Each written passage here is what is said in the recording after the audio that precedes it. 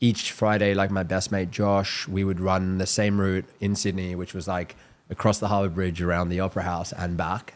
And one of my staff members, a couple of weeks into like doing these trainings, Josh and I started getting competitive, and one of my staff members in the Fortem office turned around to me and said, like, Chad, drop your ego. You're sweating at your desk. It's 10 a.m. Like, what are we doing? Just invite mates, like have fun on a Friday. It'll be a beautiful way to like end the week. And I did. I put it out on my story and I was like, who wants to come for a run on Friday? We do a 6.5K run, like come for a run. And back then I think I had probably like 3,000 followers. It was nothing. But I landed up with like 20 or 30 people that just showed up. And then it became 60, 120, 240, 480. And within like the space of 6 months, we were 1,600 people running that route on a Friday morning. And that's when Unofficial Run Club started.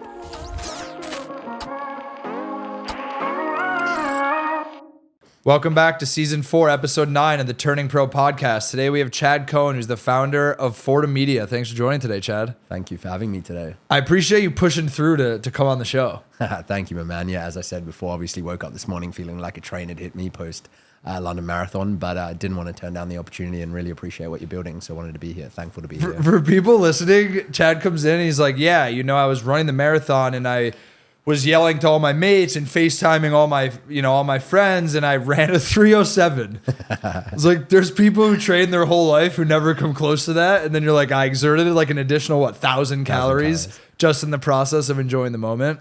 Yeah, man. No, honestly, running's like a crazy thing. One of my really early coaches, I mean, I've only been running for a year and a half, which is ridiculous. Yeah, I picked up running just before New York Marathon a year and a half ago.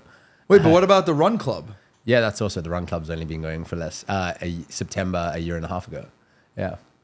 So, running's a crazy thing. I think like for me, it's consistency over everything. And we've discussed this kind of before. And I think, in life, it's just about showing up every single day to do the thing. And then, if you do the work, you can come out with a 307 and still have fun. So my coach just said, whatever energy you give out to the course, you'll get that energy back in return. So I actually put that to the test this time because I wasn't necessarily racing for a time. And I was like, I wonder if I give all my energy to everyone out on the course and G up everyone, all the runners, so that they have a good time, I can have a good time too. And it's definitely true. That's amazing. I actually did not know. What got you into running? Like, you waited till a year and a half ago. Yeah. You must have woke up one day. You're like, all right, I'm ready. No, I was actually going through like quite a tough time about 2 years ago, mentally, 2.5, 3 years ago. Just like I was struggling with business and really mental health, to be honest. Like relationship side, business was really hard. Like building something, as you know, is not easy. There's the most outrageous highs whether it's like bringing on an employee that you've wanted to work with you for like 2-3 years, or there's the high of the biggest deal you've ever got and the biggest project you've ever got. And then there's the low of whatever money you made yesterday, you lose the next day, or something doesn't go to plan with the biggest client you have, and then you lose the client. So I was going through a really challenging time of highs and lows that I'd never experienced before. Everyone was asking me if I was okay. I was in a bit of a hole, and I didn't want to believe that because I was always the happy kid, and my dad's a doctor. He recommended I see a psychologist. Excuse me, I'm about to sneeze. And I met with this guy and he said to me, he goes, I know people like you. Well, I met with a whole bunch of psychologists and they kept telling me, you need to take a break. And I'm like, there's no ways I can take a break. Like, you just don't understand me. And eventually I met this guy, his name's Hamada, and he's been amazing. I've been seeing him ever since like for the last like 2 years, maybe even a little bit longer now. And he turned around to me and he goes, I know, after like a session, he goes, I know people like you.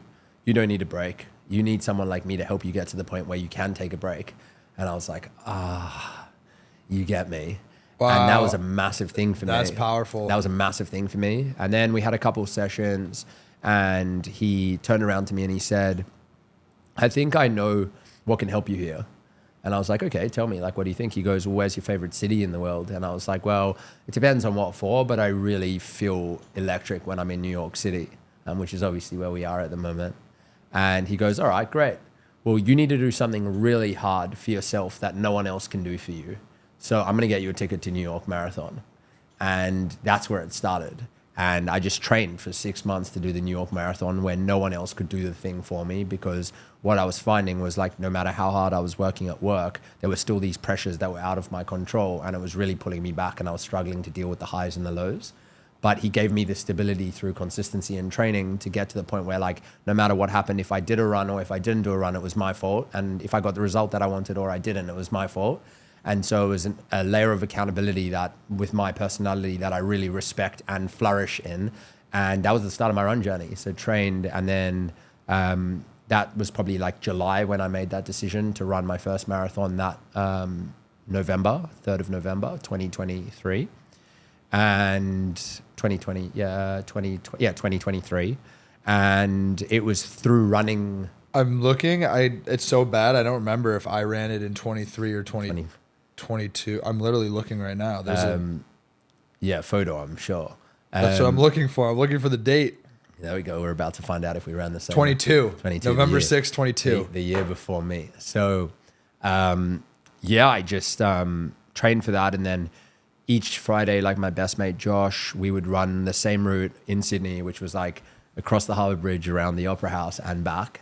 And one of my staff members, a couple of weeks into like doing these trainings, Josh and I started getting competitive, and one of my staff members in the Fortem office turned around to me and said, like, Chad, drop your ego. You're sweating at your desk. It's 10 a.m. Like, what are we doing? Just invite mates, like have fun on a Friday. It'll be a beautiful way to like end the week. And I did. I put it out on my story and I was like, who wants to come for a run on Friday? We do a 6.5K run, like come for a run. And back then I think I had probably like 3,000 followers. It was nothing. But I landed up with like 20 or 30 people that just showed up. And then it became 60, 120, 240, 480. And within like the space of 6 months, we were 1,600 people running that route on a Friday morning. And that's when Unofficial Run Club started. So we didn't create it to like start a run club. It's literally a couple of us were, at that point, became 5 of us who were running it really regularly, the 5 co-founders of Unofficial. And it just became a thing. And yeah, ever since we've just been building a community. Wow. How is your relationship? First of all, that's super powerful. So I appreciate you sharing that. But how has your relationship with running evolved from when you get into it as kind of like this outlet when things are tough to then if you're in a place where things are going well or better? Yeah. I mean, it's all relative, but in a place where you feel like maybe you're not feeling the way you were with how running solved that problem, like how has your relationship changed with it? And I think I'll give you one anecdote in terms of why I'm asking this question. I don't know if you meditate or not, but like one of the biggest things about meditation is like people who feel like they need to meditate, start meditating, and then they feel better a week later. So like, I don't need this anymore. And then they stop. Yeah. How do you feel your relationship has changed with running ever since you've kind of battled through your own personal journey? I think the big thing with anything in life, and I mentioned this before, is consistency. Like, I don't think you get the best out of anything if you don't consistently show up, whether that's business, personal, meditation, run, whatever it is. And I think to answer your question more sharply, it's around like when I was working through some stuff. I'm forever working through something. Like, I'm deeply curious about self-awareness and I guess the world around me. And I think there's always something to be learning and growing in. And so even though it might not be a personal like atrocity or challenge that I have, there is something else that I'm trying to explore and experience. So run still gives me that opportunity. So for example, when I was running to get through a challenging point in my life, and each run allowed me to like get out of my head and stop overthinking things, etc. It was like I'm caught saying that running sets me free. Like, it gives me this mental clarity almost as if meditation does, and I do both. But when there's something that's not overtly challenging, run does give me that moment of silence, that moment of just like, I'm not thinking about anything, or I can be thinking about a hell of a lot of things, but the hell of a lot of things aren't just the day-to-day rumination around like what's going wrong. It could be like high-level strategic thinking about the business or my relationships or my family or what I'm doing in the community or really cool ideas for collaborations with the Run Club. And it's really a space that I feel creative.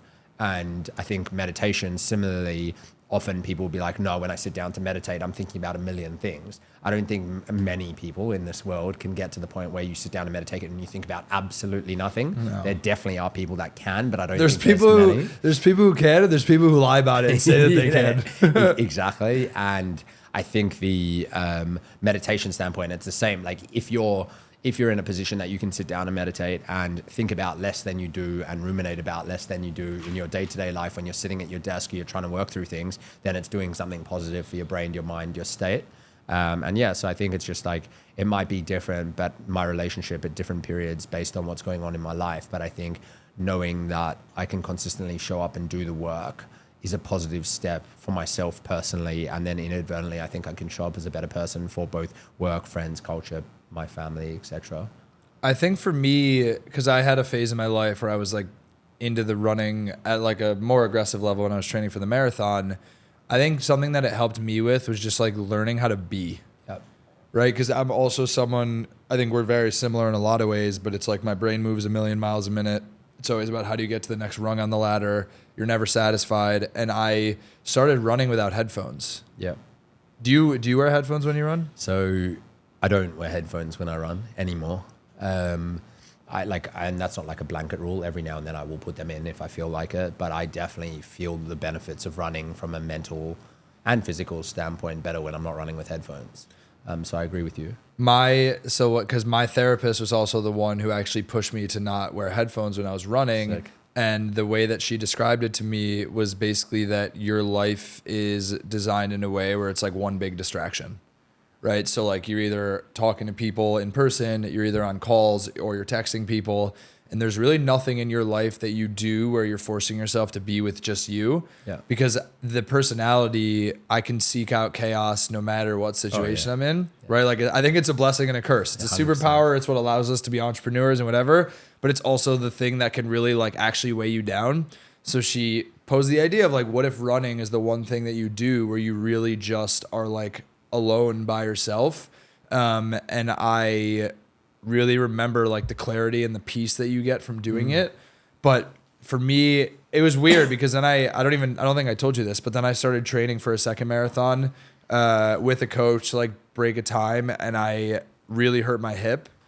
And then I kind of just like veered away from it, and then like picked up boxing as like my new latest obsession. So I think my perspective on it from a physical fitness perspective is like, if you have something that you're doing, as long as you're striving towards some goal, it's okay if you're like changing what that is. Yeah. But I find that it gives me like balance and grounds me knowing that I'm not someone that's just like running out there with no purpose or like path, because I think that feedback loop is really important, and that can be whatever you decide it should be. But I think it keeps you on track versus like I'm just doing it just to say that I'm doing it. Absolutely. I mean, I said to my run coach, because we've got a couple of races on at the moment, I'm like, as long as it's in the app and on the thing, I'm doing it. And it's not even a matter of like I don't want to do it, like because I know that I have a goal or there's a reason for me to be running. Like I love knowing that I'm progressing towards things, and I think that's why I mentioned before, like the consistency in what you do. I really don't think you can see the benefit or value in anything in life if you aren't consistently showing up. And so whether it be in running or it be in boxing or it be in business, I don't think you can experience the things to celebrate or experience the learnings from the challenges if you don't go through multiple of them. And I think that's like the beautiful thing in life. And I think the best players in the entrepreneurship game, the sports game, all that sort of stuff, everyone's got trials and tribulations. It's the ones that get through them and then utilize the information that they receive on the way and actually absorb that, get the best benefit from it, and then can learn and exponentially grow. So I don't think it necessarily matters what you're doing, but I do definitely agree with you that the purpose behind what you choose to do should definitely be there to allow you to remain to be consistent. How do you think about the dichotomy of like patience and urgency as it relates to consistency? Yeah, I mean, it's a good question. I think like patience and urgency and consistency. I think like some things, you know, if you're 100, I don't know what it is in pounds, but let's say you're 150 kilos, let's call it 100 kilos, and you want to get to 70, that's probably easier with the numbers. I don't know if you know that. Well, it was what, 100 kilos. And you want to get to 70 kilos, so you want to lose 30 kilos, whatever it is. Sounds like a lot. It's a lot. It's a lot of weight, right? I think like it's very easy to go from heavily overweight to losing 10% of your body fat, but it's even harder when you want to get very lean, but you're already quite lean. And so the urgency to make change versus the patience, I think playing the long game is always advantageous. I think the risk versus reward phenomenon is obviously always present too. It's like, how much are you willing to risk right now in order to get a much larger reward down the track, which you're very aware of. But for me, I always try play the patience game. Like a lot of the work that I do on myself is to realize that like at the end of the day, like I am only 30 years old and most of my mentors and friends are 20 years older than me, or not necessarily my friends, but a lot of the people that I look up to are 20 years ahead of me. And I'm looking at their lives and I'm like, how are they doing this? But like, they've shown up for 20 more years than I have. And so you actually zoom out and you're like, hey, I'm actually doing a good job. And so in the moment, that urgency of being at the place that I want to be is like really hard to handle, and sometimes can lead me to have that really negative mindset of like, why am I not there yet? But when you actually zoom out and you view it from the lens of patience and then yet again, consistency and showing up, like, I think the long-term reward, if you sit in a room, and I'm sure you've experienced this, like I sit in the room with a lot of my mentors and they turn around to me and they're like, oh, Chad, you're doing a lot better than I was doing when I was 30 years old. And like, it's true. But you just don't want to believe it because you don't see that value in like showing up for another 20 years until you do. It's so frustrating for me because it's like I'm self-aware of what you just said and I acknowledge what you just said and I talk about it a lot. Yet like at my core, I still can't truly get myself to like believe it, because something about like that complacency feels like the second you actually believe it and are complacent is like the second you're scared that you'll never actually get there. 100%. It's like a sick and twisted mind game. 100% more. Like, I think I was literally talking about it with one of the guys with me who's in New York this morning. And I said to him, I was like, I'm scared to actually zoom out and give myself a pat on the back and be like, you're doing great, because I know I can do so much more. And I literally said, I was like, if I actually wholeheartedly believed that, I'd probably be fat in an apartment somewhere in New York, eating ice cream, watching TV, because like I would have no motivation to do anything else, because I get a lot of my motivation from knowing what I'm capable of doing and constantly searching to be able to get there. But the second I just acknowledge that I've done it, I'd feel like I'm done. Like there's no reason to live, like, and not live as in it's like I live for the journey. Like I love where I'm going and I love the destination, but I do really live for the journey. Like I love waking up and having a purpose or the ability and the ambition to try and do something better today. And I think if I got to the point where I was like, I can't do any better, like, I don't know what I'd wake up and do. No, but it's like, for me at least, the fixation on hitting the outcome is the thing that prevents you from like enjoying the little things along the way. I think it's Hormozy who has a quote, isn't it? Like, when you're 20 years old, like you would trade everything to have $1 million. And then it's like when you're 35 years old, it's like you would give away $1 million just to be 20 years old again. Yeah. Right? It's like the grass is always greener on the other side. And I have these types of conversations and you realize that a lot of other entrepreneurs feel very similar to you. Yet it seems like that is kind of the internal battle that you just have to accept is like the forever battle. And to the extent you can channel it at different moments along the way, like that's just the way that it goes. I think a lot of entrepreneurs were given that bug, which is the blessing and the curse, of course. Another thing I want to talk to you about is your perspective and philosophy on managing relationships, because I sense it's something you're very good at. It's something that I deeply value and care a lot about as well.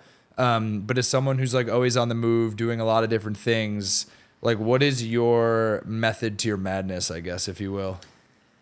Yeah, I think like one of the things that I've done throughout my life is I've almost like segmented my life into like different sections, and then in those sections I've got different people that I look to like really remain connected to. So it might be like business, it might be like my finances, it might be charity and giving back, then there's like personal life, then there's like family and friends, and then there's relationships.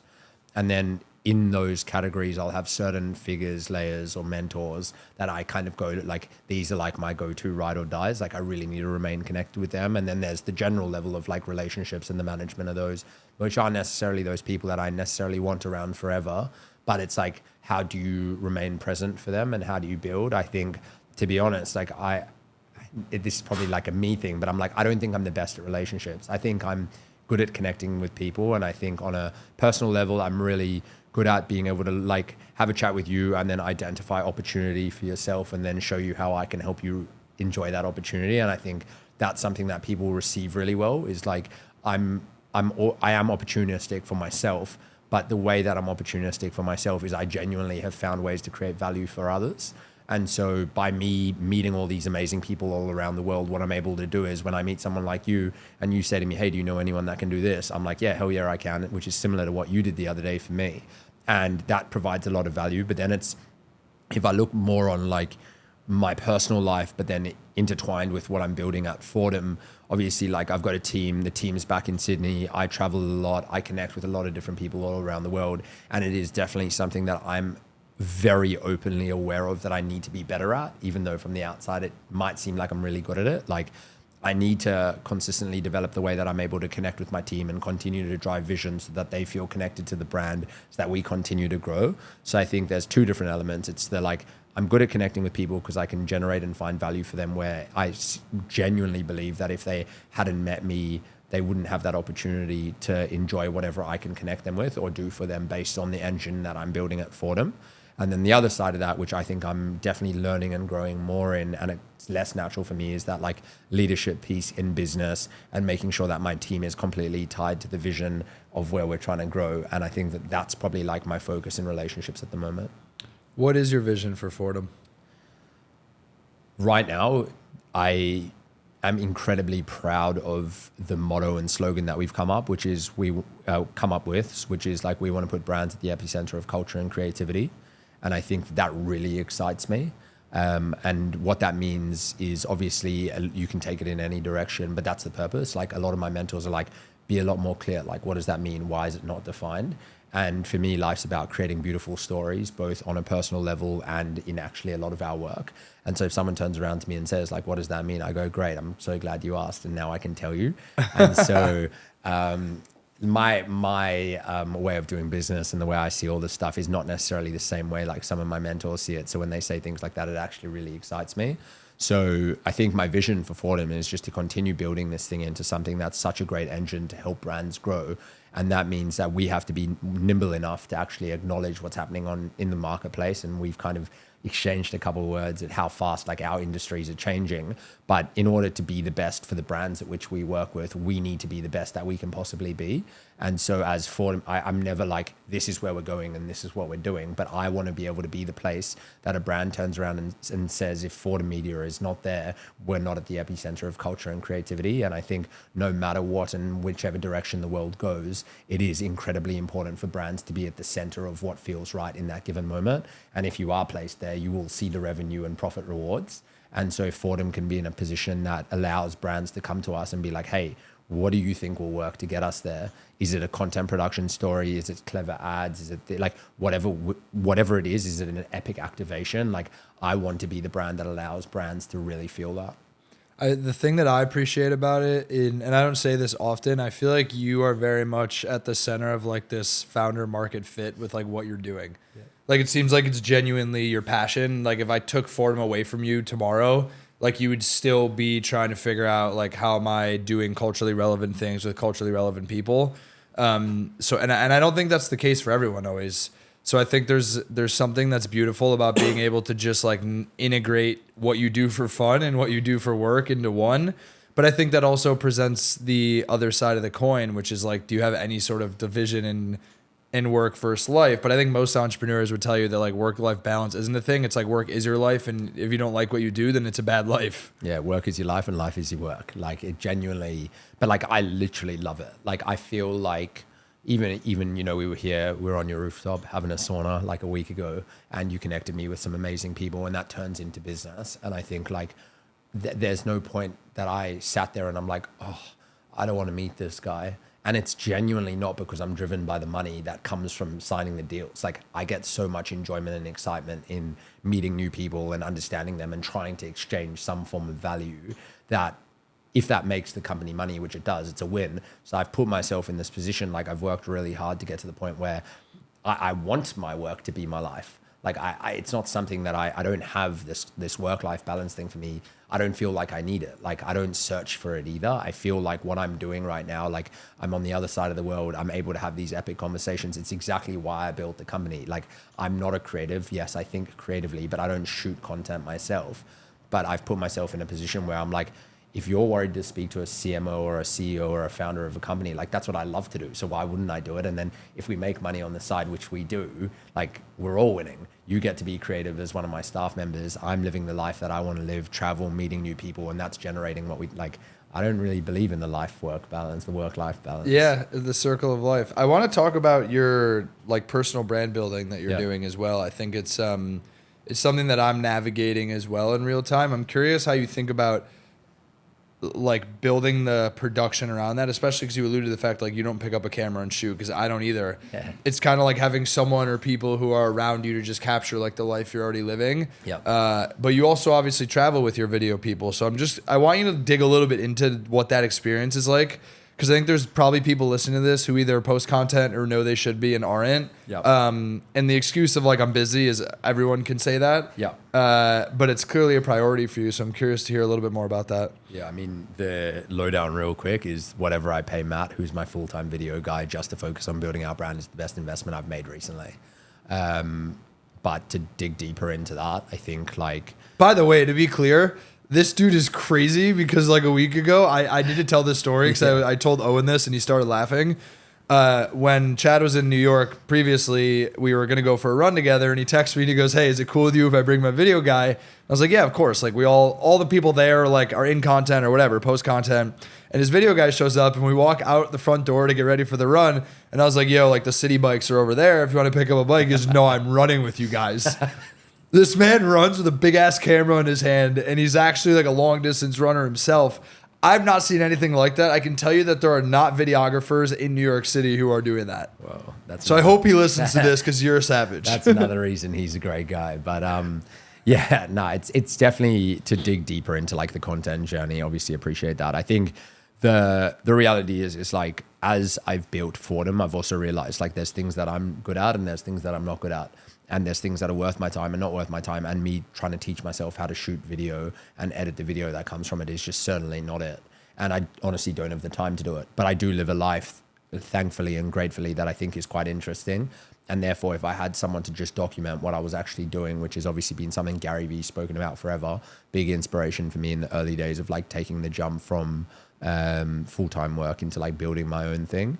But like, that we don't create content, we literally document. Like I never say to Matt like, hey, let's go create this piece, which I think a lot of creatives do these days because they feel like they need to do it for a brand, which I totally understand.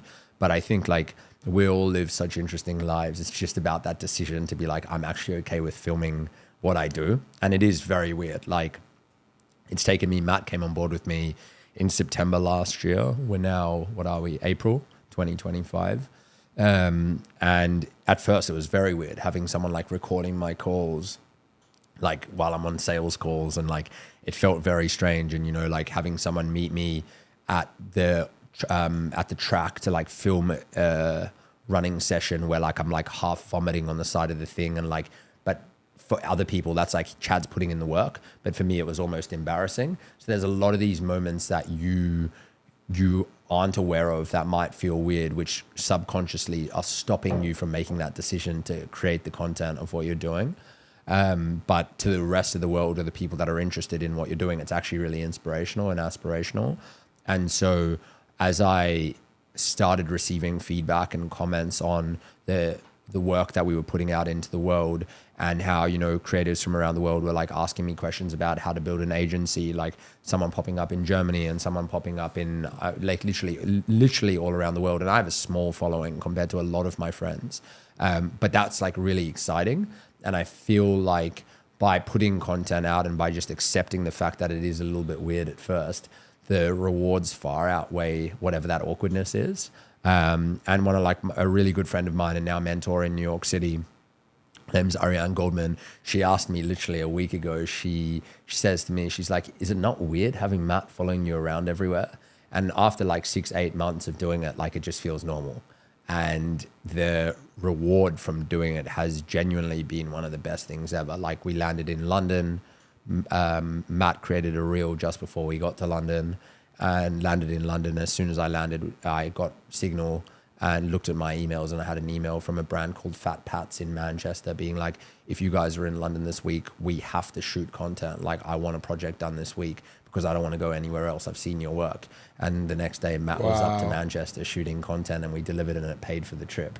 So like the opportunities are there and the world is so big. And I remember in economics when I was studying in high school, we spoke about like the interconnectedness of the global economy. What social media actually does for someone who's willing to take that risk is phenomenal. And the world is so interconnected that the opportunity is far greater than what you feel it is when you step out of your front door. And without taking the jump and without giving yourself the best shot by doing this sort of thing, you're actually you've made yourself hamstrung. Where's the line? Like, is there any line for you in terms of, I want to dig into this because I'm so curious about this. Is there any, like, I guess, what is the talk track you have with him about like expectations? There's certain things that you're like, this is Chad time. Yeah. Like, this is not on the camera. Yeah.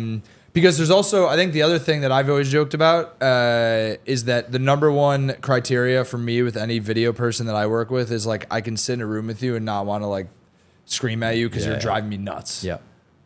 Yeah. So for me, and this is something that like I've held true more recently at Fortem, and I'm actually reading a book by Danny Meyer at the moment, the guy who started Shake Shack and big restaurateur in New York, and he talks about enlightened hospitality, his concept. But one of the things he says in there is if he hires a person, if he's doing interviews, if he's hiring a person, there's two things he looks at. One is gut feel, and two is whether or not he believes that in the next 6 to 12 months, this person can become a top 3 performer in his organization. And I read that and I resonated quite heavily with it, because as Fortem has grown and we're able to hire better people by nature of budgets and what we can afford to spend on our people, you don't really want to bring anyone into an organization, whether it's on a personal brand level or a company level, that can't take you from where you are now to where you're trying to go. And so then they're absolutely better people than me at that in my current, me in my company. And so to bring that back into your question around like being able to sit in a room with this guy, more recently, I've asked the question, what does hard work mean to you in interviews? And that was almost like a undercover sly way of being like, is this person willing to work hard? Like, do they actually know what it means to like build something and be a part of building something? And I used to hide behind that question. But with Matt was actually the first guy that I said to him, I'm like, this job is going to be incredibly hard. I will be calling you. I will tell you the night before, and we'll have to be at the track at 5 a.m. tomorrow morning. And you might be with me in the office until 7 p.m. tomorrow night. But at the same time, in 3 months' time, you might be with me in London. And you also might be with me in New York, your favorite city in the world.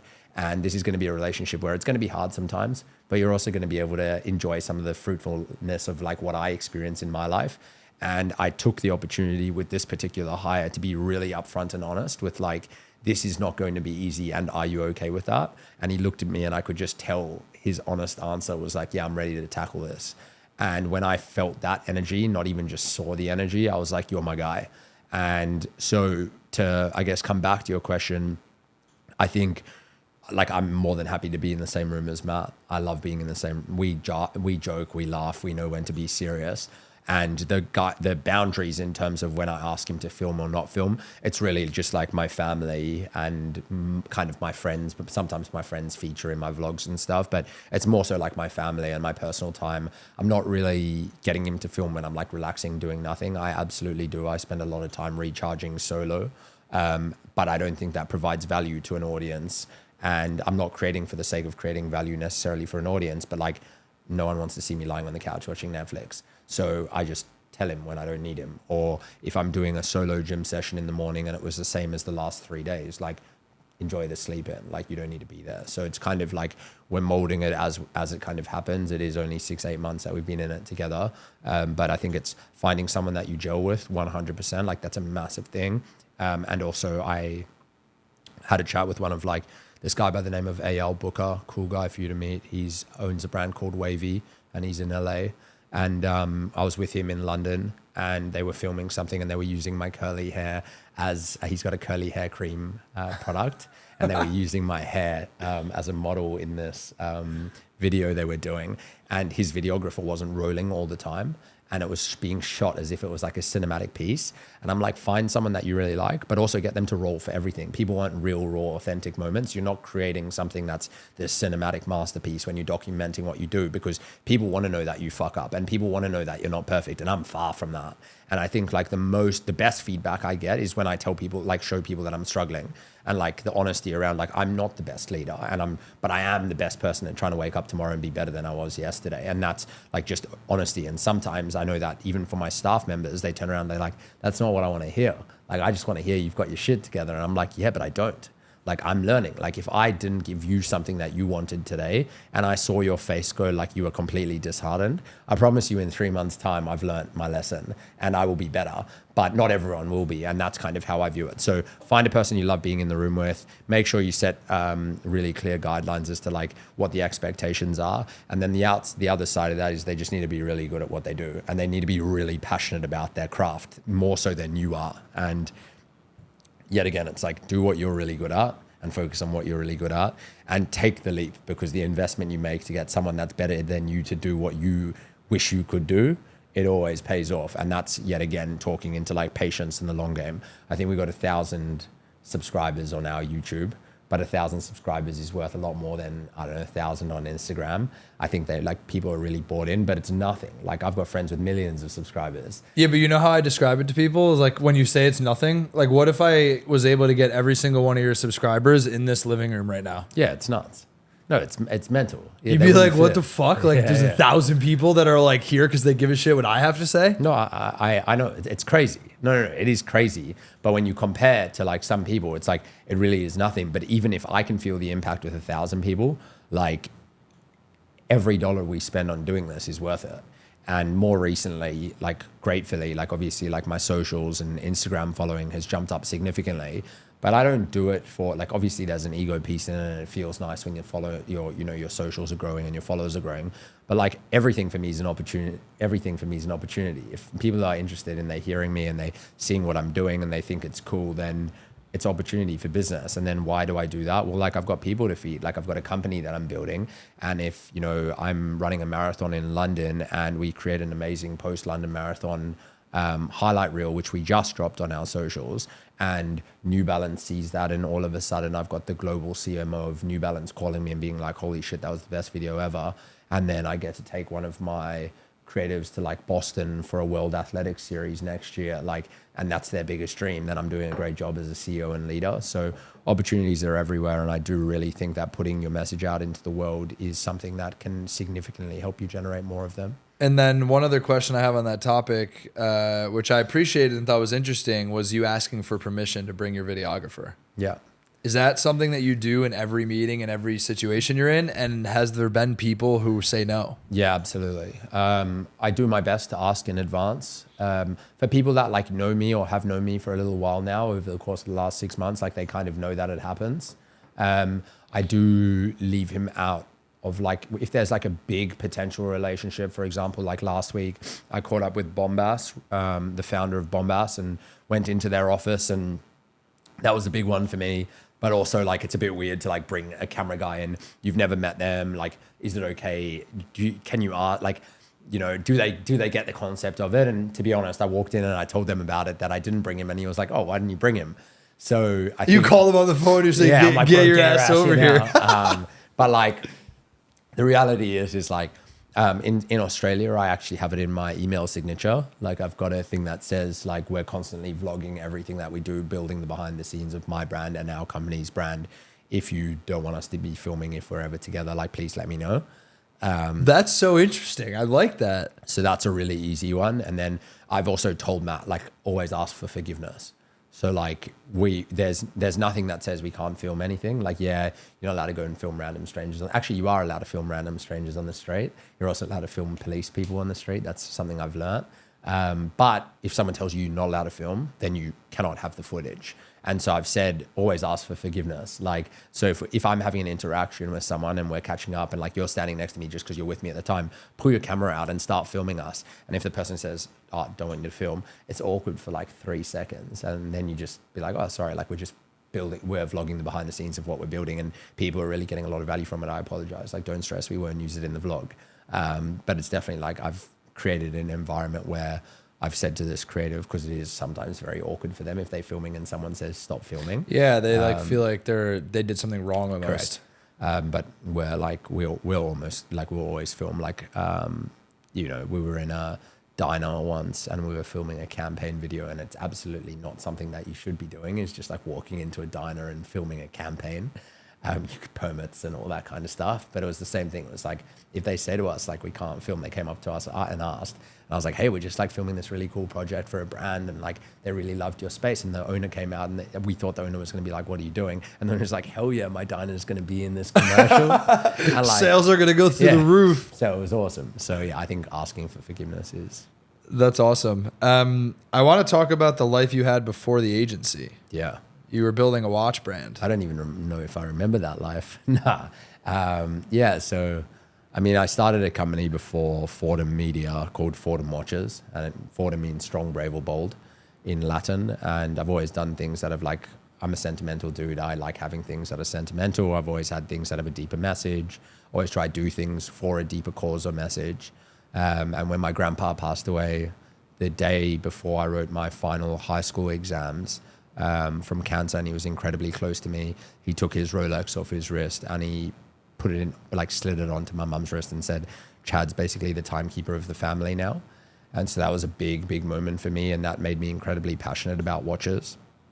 And so when I was in Denmark on scholarship at Aarhus Business School, which is like quite a well-known business school for entrepreneurship, one of my mentors there said to me, he's like, you're a smart guy, start a brand while you're in this city and do something you're passionate about. And I decided I was going to start a watch brand. So designed, developed and manufactured watches. And then we went from selling a couple of them a month to a couple hundred of them a month. And it just grew and grew and grew. And what I didn't realize at the time was that what I was doing was building skills and understanding of like how to market and sell product. And, you know, that was through creating content, and that was through social ads and influencer marketing and building a website on with Shopify and all that sort of stuff, which I know is quite heavily your world. And at the time, like my friends started asking me like, oh, who's creating the content? And then eventually brands were reaching out and being like, how are you doing this? Like, how are you growing so quickly? And I was just like, through really cool content and influencers. And what I realized was like, I was creating relationships with the creatives. We were creating the content. I'd known what was selling them. And then all of a sudden brands were asking me how we were doing it. And I was like, interesting.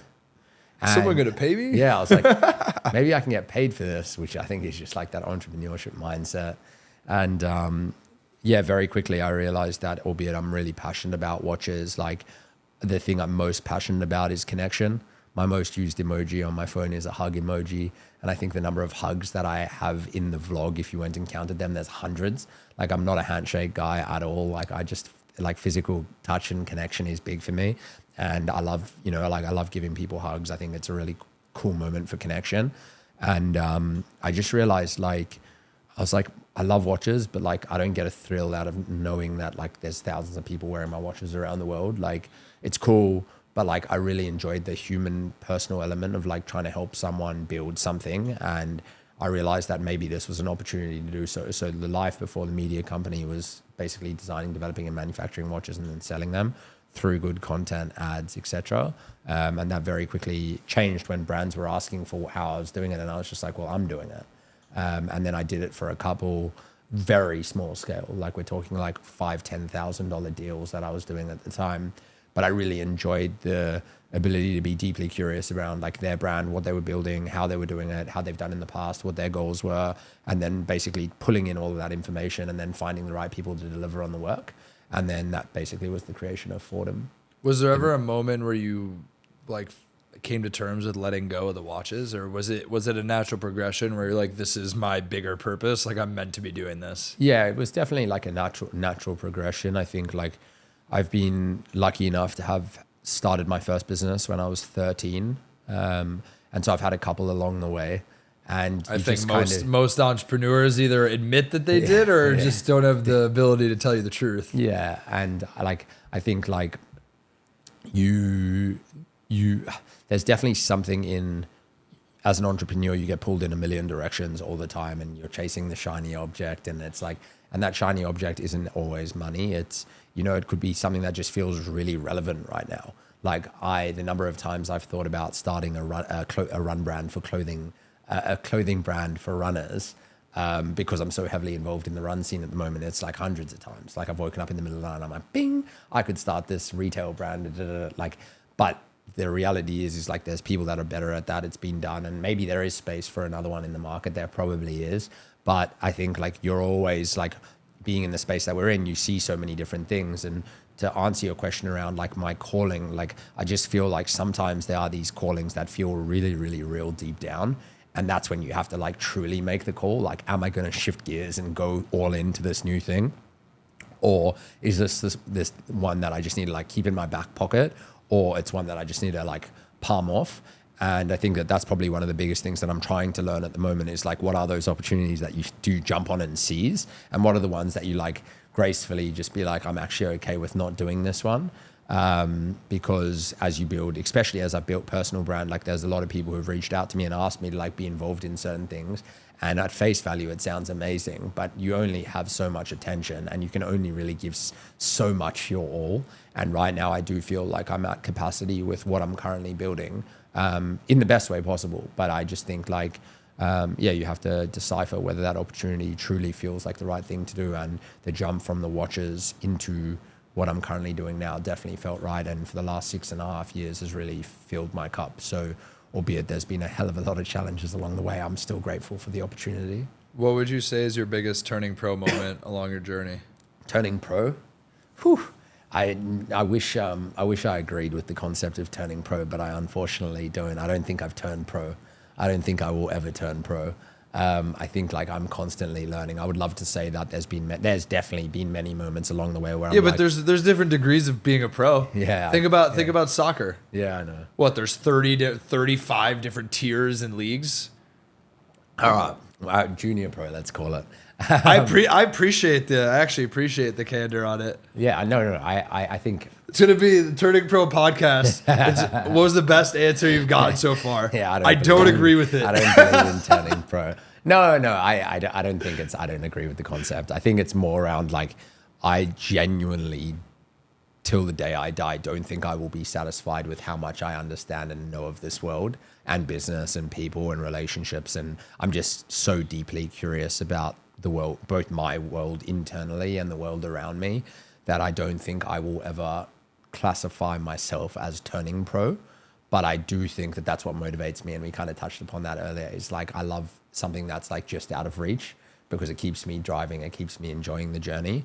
But I think there've been many moments along the way where I've been like, okay, I actually, if I compare this moment to how I dealt with something that was the same size or significance 6 months ago, and how I'm feeling right now with how this challenge is challenging me, I actually feel like I've turned pro in that particular segment or area of my life.